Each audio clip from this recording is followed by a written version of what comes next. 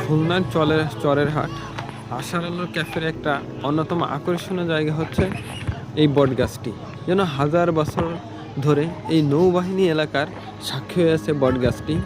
শত শত শিকড় যেন গদিয়েছে বছরের পর বছর।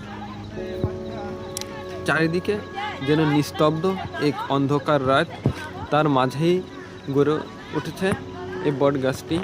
আর বটগাছটা এত সুন্দর করে লাইটিং করা হয়েছে যেন অসাধারণ দৃশ্যের অবতারণা করা হয়েছে এখানে। গাছটি দেখলে পিছন দিক দিয়ে যতটা ভয়ঙ্কর মনে হয়, সামনের দিক দিয়ে ততটাই বেশি সুন্দর। গাছের চারদিক দিয়ে তৈরি করা হয়েছে দোলনা, যেখানে শিশু বা বাচ্চারা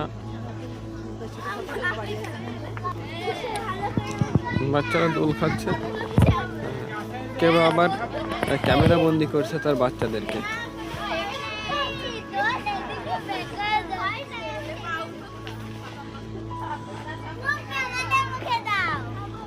অন্ধকারে যেন রং বেরঙে সেজেছে বটগাছটি।